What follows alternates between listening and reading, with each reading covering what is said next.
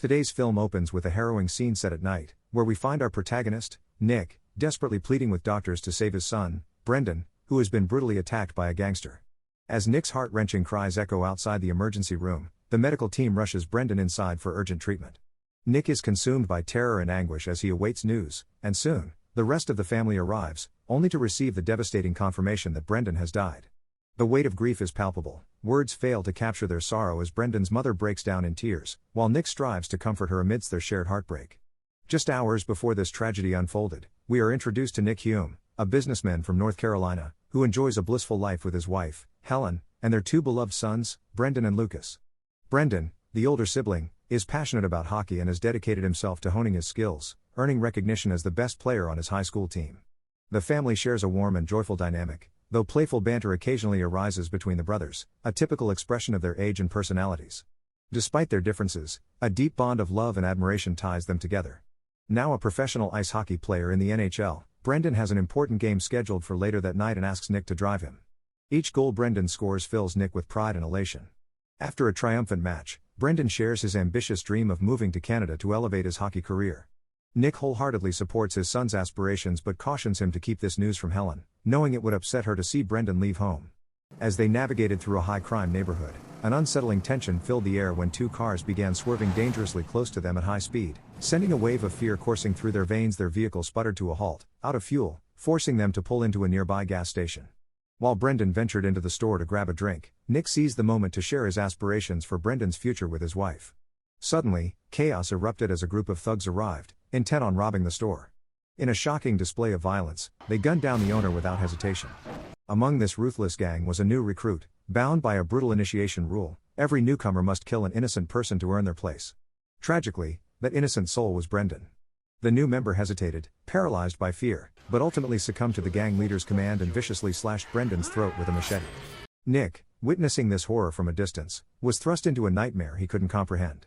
In a desperate bid to save his son, Nick sprinted toward Brendan, only to be struck by a car in a cruel twist of fate. Regaining his footing, he managed to ambush the attacker and wrestle him to the ground, tearing off his mask in a moment of rage and determination. But before he could exact any justice, the assailant broke free and fled, leaving Nick reeling from the chaos. As he finally reached Brendan, he rushed him to the hospital, this frantic moment marking the beginning of their tragic journey.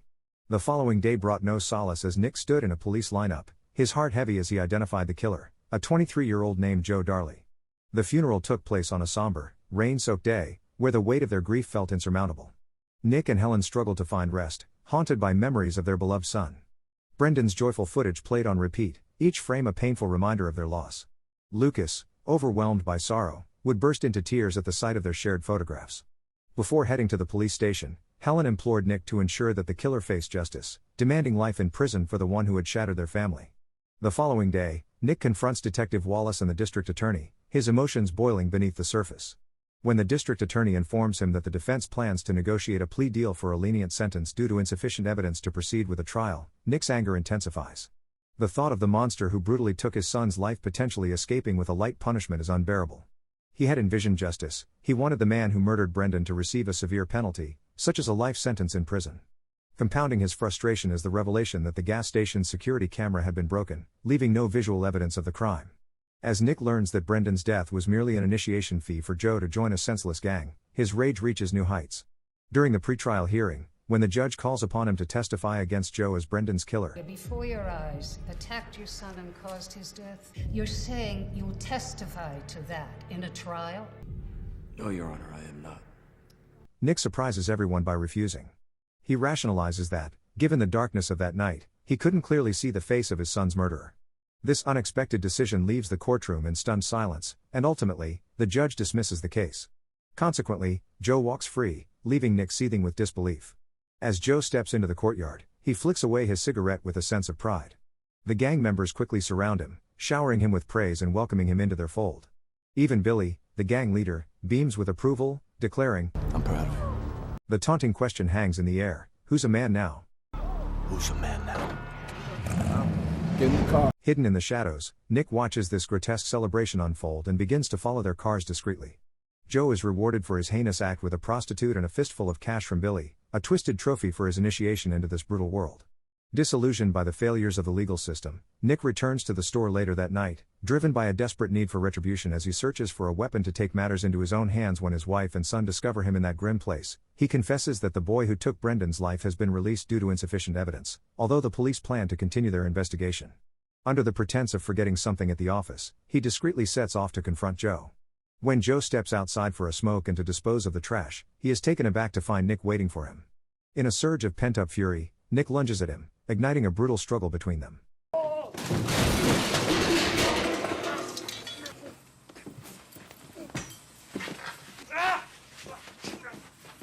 As they grapple for dominance, the fight escalates tragically, culminating in Nick stabbing Joe in the chest.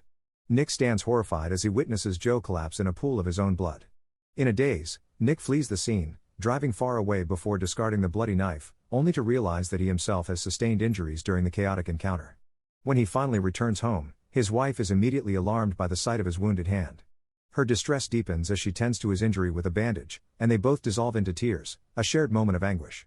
In this heart-wrenching instant, Nick grapples with the duality of his existence. He is now both a killer and a victim, overwhelmed by regret for his actions. Meanwhile, Billy pays a visit to Bones, the gang's leader, presenting him with the proceeds from a recent gas station robbery. Bones scolds him for the meager amount and dismisses him harshly. Billy then heads to the gang's hideout, where his men are busy cooking meth. This is their main base of operations. He finds the atmosphere heavy with despair and demands to know what's wrong. It's Bodie who breaks the devastating news: Joe has died. Billy is struck with shock and fury at this revelation. The following morning, while Nick is at work, his colleague Owen approaches him with condolences for the loss of his son. Their conversation is abruptly interrupted when Detective Wallace arrives, delivering the grim news that Joe, the man responsible for Brendan's death, is now dead.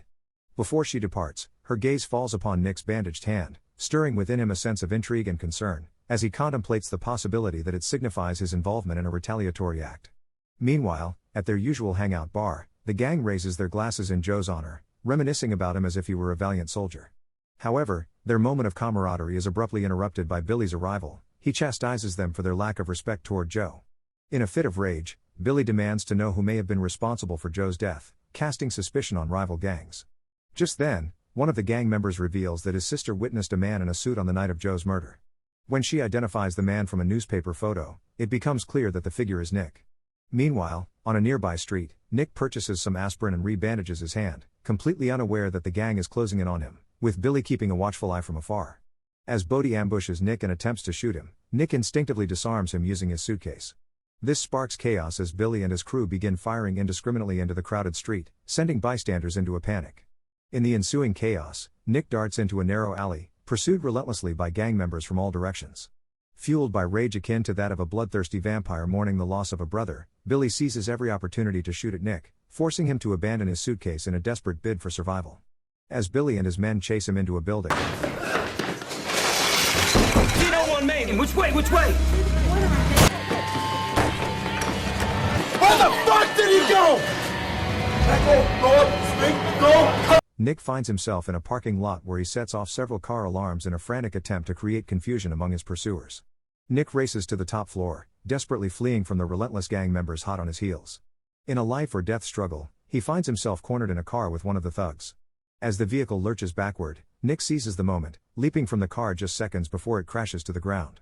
Heart pounding, he sprints to his own car and speeds away, narrowly escaping the clutches of his pursuers. In the midst of this chaos, Nick receives a frantic call from his wife, shattering his momentary relief with the news that their son, Lucas, has vanished. Determined to bring him home safely, Nick arrogantly drives off, fueled by a mix of anger and urgency. Meanwhile, Detective Wallace arrives at the crime scene, discovering the body of a victim linked to Joe's gang. The evidence increasingly points to Nick's involvement.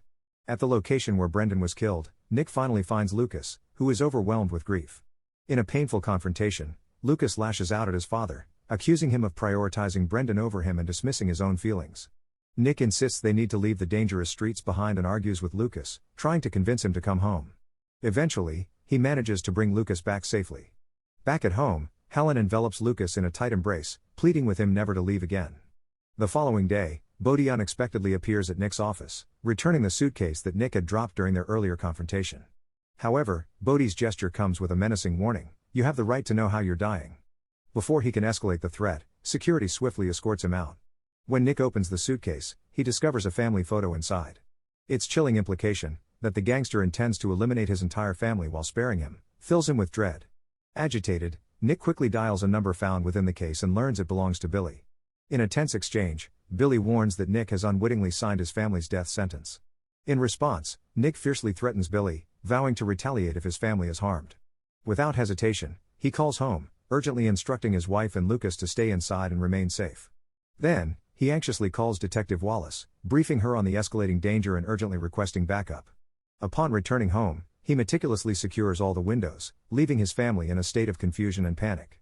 Shortly thereafter, Detective Wallace arrives and confronts Nick, reminding him that his quest for vengeance has put his family at grave risk. She urges him to confess to the murder he committed, as the officers are already prepared to protect his loved ones.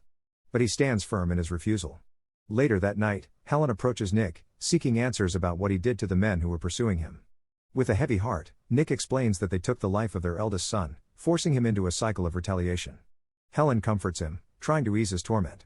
As the night deepens and the family drifts into sleep, Nick is jolted awake by the sound of a car horn outside. His blood runs cold when he discovers that 2 officers have been brutally killed. In an instant, the gangsters invade their home.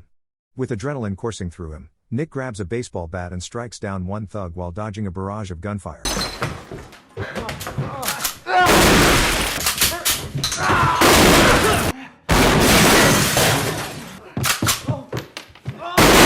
Fighting desperately to protect his family. In the chaos, he even manages to turn the tide against one of the attackers.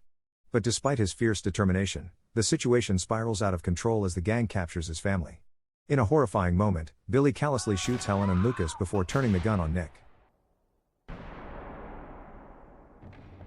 Days later, Nick awakens from unconsciousness in a hospital room, grappling with the crushing guilt of having failed to save Lucas and Helen. Detective Wallace finds him in this dark moment and intervenes, urging him to resist thoughts of revenge. She reminds him that God has granted him a second chance at life, encouraging him to find a path toward healing instead of further violence. The devastating news hits him like a tidal wave. Helen is gone, but Lucas clings to life. Fueled by desperation, he rushes to his son's side, and the detective, understanding the gravity of the moment, implores the doctors to allow him this precious time with Lucas, who remains in a coma. As he stands over his son, tears streaming down his face, he pours out his heart, apologizing for not being the father Lucas deserved. He confesses that his love for them was boundless, that they were his entire world, and that each of them held an irreplaceable place in his heart. Later, the detective is taken aback when she notices Nick, making a sudden escape through the window. He arrives home, only to find it transformed into a crime scene, a haunting reminder of all he has lost. The following day, consumed by vengeance, he makes his way to the bank to withdraw the last remnants of their family funds, now meaningless without his loved ones. With the help of his co-workers, he tracks down the gang's hideout. At the cafe, he confronts the bartender about the gang's whereabouts, offering a substantial amount of cash as an incentive. The bartender dismisses him and hurls insults, igniting a fury within Nick. In a blind rage, he unleashes his anger on the bartender and a bystander who tries to intervene. This violent confrontation yields crucial information. He learns where to find Billy and Bones. When Nick arrives at Bones' place, he initially meets indifference. However, Bones' attitude shifts upon seeing the bag brimming with cash. Armed with a shotgun and handguns loaded with ammunition, Nick prepares for what's to come. Before he leaves, Bones reveals a shocking truth. Billy and Joe are his sons, and he is well aware of Nick's intentions toward Billy. Despite this revelation, Bones assures Nick that he poses no threat to him. Ultimately, Bones allows Nick to depart unchallenged, but not without one stipulation: he must never ask him about Billy's location. He returns home, his heart heavy with purpose, and methodically checks the guns, familiarizing himself with their weight and mechanics. Afterward, he shaves his injured head, a symbolic shedding of the past. Next, he rummages through Brendan's belongings and finds the jacket worn on the day of his death. Slipping it on feels like donning armor for the battle ahead. With resolve, he sets off toward the gang's hideout. Navigating the dimly lit hallway, Nick locates the entrance and, fueled by adrenaline, smashes the door open with his shotgun. The sudden intrusion sends shockwaves through the gangster inside, who is left dumbfounded, convinced that Nick was dead. Dismissing a terrified woman in the room, Nick levels his gun at the gangster's neck, asserting his dominance. He manages to track down Billy's location and instructs the man inside to call him. To Nick's surprise, Billy realizes that he is still alive, but the gunfire alerts him to the death of his own man. Meanwhile, Bones meets with his elder son and warns him that the situation is spiraling out of control, urging Billy to cease his pursuit of Nick. In a shocking turn of events, Billy coldly shoots his father without hesitation. As chaos ensues, Nick breaks into the hideout, swiftly eliminating one of the gangsters in a car before he can reload or escape. With steely determination, he steps into the building, narrowly escaping death multiple times as he takes down gang members one by one.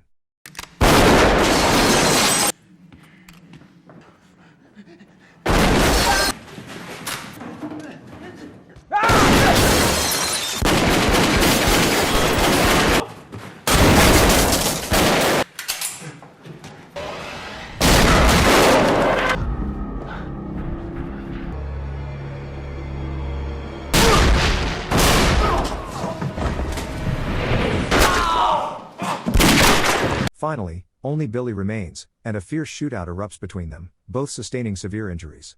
Billy approaches Nick, believing him to be out of weapons. He taunts Nick about how he has transformed him into a monster like himself. But as Nick reveals another weapon from his pocket, Billy's bravado crumbles, tears welling in his eyes. In that moment of vulnerability, Nick pulls the trigger, ending Billy's life. Returning home, Nick watches an old family video, nostalgia washing over him as he awaits the inevitable consequences of his actions. Detective Wallace arrives with news that Lucas has begun to stir. However, she expresses concern that Lucas may follow a dark path similar to Nick's own, a 14-year-old boy left to navigate a world without guidance amidst overwhelming trauma. Yet, Nick feels this misery more acutely than anyone else. The film closes on this haunting note, leaving viewers to grapple with the weight of loss and the cycle of violence that threatens to repeat itself. Thank you for watching. If you are new, don't forget to subscribe for more recaps until next time. Have a nice day.